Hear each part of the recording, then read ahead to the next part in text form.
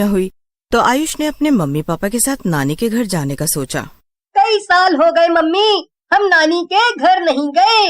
इस बार जाएंगे तो मजे के दिन काटूंगा मैं तो। मेरी जिंदगी में तो बस पढ़ाई पढ़ाई और सिर्फ पढ़ाई ही रह गई है।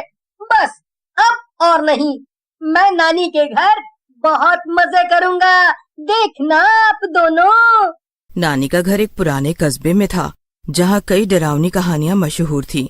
आयुष को डरावनी कहानियाँ सुनना बहुत पसंद था, लेकिन उसे कभी यकीन नहीं होता था कि भूत प्रेत सच में होते हैं।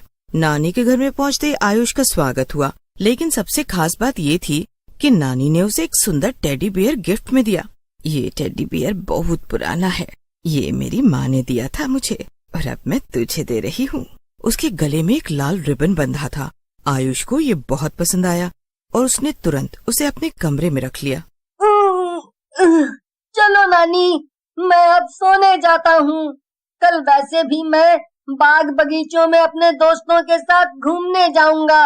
कई सालों बाद आया हूँ तो सारी कसर पूरी करके ही वापस जाऊंगा। जी भर के घूमना, कल कर ले अपने सारे शौक पूरे। शहर में कहाँ रखा है ये सब। नानी को गले लगकर आयुष सोने के लिए कमरे में आ गया और बिस्तर पर लेट गया। उसने अपना टेडी बियर भी पास ही रख लिया और सो गया। खिड़की से चांद की हल्की हल्की रोशनी कमरे में आ रही थी। सब कुछ शांत था, लेकिन आधी रात के बाद अचानक आयुष की नींद खुल गई। कमरे में एक हलचल महसूस हुई।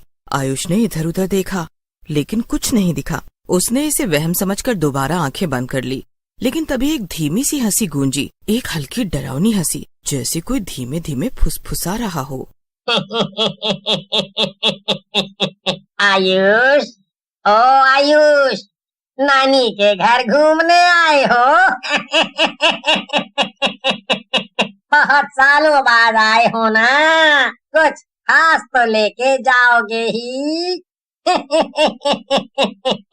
मैं भी साथ चलूंगा अब तो तुम्हारे साथ, तुम्हारे शहर। सुना है वहाँ तो मेरे जैसे गली गली में टेडी बियर हैं। मुझे भी एक जोड़ीदार से मिलवाओगे ना? आखिर कब तक यूं ही अकेला अलमारी में पड़ा रहूंगा मैं? टेडी को ऐसी अजीब हरकतें करते हुए देखते हुए आयुष ने झट से टेडी बियर को उठाकर दूर फेंक दिया। लेकिन कुछ देर बाद ही जब उसने दोबारा देखा तो टेडी बियर पहले की तरह अपनी ही जगह पर बैठा था। आयुष की डर के मारे सिट्टी पिट्टी गुम हो गई। वो चुपचाप भगवान का नाम लेकर चादर तानकर सो गया। फिर अगले दिन वो टेडी बियर कैसे हंस सकता है? और हंसना क्या, वो तो बोल भी रहा था। क्या वाकई? नहीं नहीं, लगता है मैंने कल रात को डरावना सपना देखा होगा। लेकिन दिन भर जब भी वो कमरे में जाता तो उसे अजीब अजीब सी बातें महसूस होती रहीं। अब आयुष को थोड़ा सा डर सताने लगा। उसने मम्मी को बताया, लेकिन मम्मी ने हंसते हुए कहा, बेटा तुम नाना नानी से ज्यादा ही डरावनी कहानियाँ सुन रहे हो, इसलिए ये सब तुम्हारे दिमाग का वहम बन रहा है और कुछ नहीं। छोड़ो ये सब, तुम मुंह धोकर आओ, नानी ने तुम्हारे लिए तुम्हारी मनपसंद खीर बनाई है। खाना खाकर सबसे बातचीत कर वो फिर से अपने कमरे में आ गया और आयुष अपने फोन पर हॉरर वीडियो देख रहा था। ये हॉरर वीडियो भी ना सब बकवास होते हैं। मम्मी सही ही कहती है, ये भूत वूत कुछ नहीं होता, सिर्फ मन का वहम है। तभी खिड़की पर तेज हवा चलती है। आयुष खुद पर ही हंसता है, लेकिन जैसे ही लाइट बंद होती है टेडी बियर की आंखें चमक उठती हैं। रात के 3 बज रहे होते हैं। आयुष गहरी नींद में सो रहा होता है। तभी अचानक कमरे में धीमी धीमी हंसी की आवाज गूंजती है। आवाज धीरे धीरे तेज होने लगती है, पर डरावनी हंसी की आवाज इतनी तेज थी कि उसकी आंखें खुल जाती हैं। वो इधर उधर देखता रहता है, लेकिन उसे आसपास कोई नजर नहीं आता। तभी उसकी नजर मेज पर पड़ती है। टेडी बियर अब वहाँ नहीं। तभी उसे पैरों के पास हल्की सी हलचल महसूस होती है। वो धीरे धीरे कंबल हटाता है तो देखता है टेडी बियर उसके पैरों के पास बैठा हुआ है और उसे ही देखकर घूर रहा होता है। आयुष झट से उठता है और चीखता है। आयुष की चीख सुनकर उसकी मम्मी बगल वाले कमरे से आती है। अरे बेटा क्या हो गया, आधी रात को क्यों चिल्ला रहे हो? मम्मी मम्मी, ये टेडी टेडी। हाँ बोलो बेटा, टेडी क्या? मम्मी ये टेडी ये खुद से हिल रहा है। अरे ये क्या बोल रहे हो आयुष, खुद कैसे हिल सकता है ये टेडी? ये तो कपड़े का बना हुआ है। पर है कहाँ टेडी? आयुष उंगली से इशारा करते हुए मम्मी को पैर की तरफ दिखाता है, पर जैसे ही वो नीचे देखता है टेडी बियर अपनी जगह पर नहीं होता। अरे कहाँ है टेडी? मम्मी झुंझलाकर बेड के इधर उधर टेडी देखती है, पर वो नहीं मिलता। क्या बेटा, ये देखो टेडी तो यहाँ पर है, पैर के पास कैसे दिखा तुम्हें फिर? तभी कमरे का बल्ब झपकता है, हवा अचानक तेज चलने लगती है, टेडी बियर की आंखें लाल चमकने लगती हैं और एक धीमी डरावनी आवाज गूंजती है। मुझे छोड़ दो, मुझे यहाँ से आजाद करो। आयुष और मम्मी दोनों घबरा जाते हैं, लेकिन आयुष को यकीन था कि कुछ तो गड़बड़ है। आयुष ने हिम्मत करके टेडी बियर को ध्यान से देखा। उसने उसके गले में बंधे लाल रिबन को खोलने की कोशिश की, लेकिन तभी कमरे की लाइट अचानक जलने बुझने लगी। कमरे में एक अजीब सी ठंडक का एहसास हुआ। फिर एक धीमी भूतिया आवाज आई।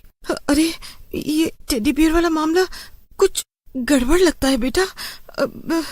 हाँ, कल रात भी वो खुद से हिला था और हंसी भी आई और वो आवाज मुझे आजाद करो, कल भी ऐसे ही हुआ था, पर मुझे लगा मेरा वहम है या कोई बुरा सपना, पर आज भी। बोलते बोलते आयुष के रोंगटे खड़े हो गए। उसने डरते डरते टेडी बियर को उठाया और उसके पेट के अंदर की सिलाई खोल दी। अंदर से एक पुराना पीला पड़ चुका कागज निकला, जिस पर कुछ लिखा था। जो भी इस टेडी बियर का मालिक बनेगा वो मेरे श्राप का हिस्सा बनेगा। मुझे किसी ने इसमें कैद कर दिया है और जब तक कोई मुझे मुक्त नहीं करेगा मैं इसके साथ ही रहूंगा। मम्मी घबराकर आयुष के हाथ से टेडी छीन लेती हैं और उसे खिड़की के बाहर फेंक देती हैं। बस कर बेटा, चल तू मेरे कमरे में सो जा। अब तो टेडी फेंक दिया है मैंने, अब वो परेशान नहीं करेगा तुझे। आयुष मम्मी के साथ उनके कमरे में चला तो जाता है, पर आयुष को अब ये डरावनी रात खाने को दौड़ रही थी। अब आयुष को ये समझ नहीं आ रहा था कि इस श्राप से कैसे छुटकारा पाया जाए। तभी उसे नानी का ध्यान आया। उसने नानी से बात करने की सोची। अगले ही दिन आयुष ने जब नानी को ये सब बताया तो उनका चेहरा अचानक गंभीर हो गया। मुझे शक था कि ये टेडी बियर अभी भी श्रापित है, लेकिन अब इसका समाधान निकालना होगा। नानी ने एक पुरानी टंकी में से एक पुरानी किताब निकाली। उस किताब में रहस्यमयी शक्तियों का समाधान लिखा हुआ था। नानी ने उस किताब को खोला, तभी नानी एक पेज पर रुक गई। मिल गया समाधान, और पढ़कर कहा, हमें इसे बहते पानी में प्रवाहित करना होगा, तभी ये आत्मा मुक्त होगी। पर अब रात हो चुकी थी। रात के 12 बज रहे थे। अभी तो 3 बजे तक भूतिया शक्तियाँ चरम पर होती हैं। अगर हम उसके सामने भी गए तो पता नहीं वो भूतिया टेडी बियर क्या कर देगा। सुबह 4 बजे का इंतजार करना होगा हमें। नानी और आयुष बेड पर बैठकर चुपचाप 4 बजने का इंतजार कर रहे थे। कमरा पूरी तरह से अंधेरे में था। धीरे धीरे कमरे में ठंड बढ़ने लगती है। अचानक टेडी बियर कमरे में आ जाता है। ये देखकर आयुष और नानी हड़बड़ा उठते हैं। तभी टेडी बियर खुद से बोलने लगता है, मुझे छोड़ दो वरना तुम अगले होगे। तभी आयुष की नजर घड़ी पर जाती है। आयुष नानी को भी इशारा करके घड़ी देखने को कहता है।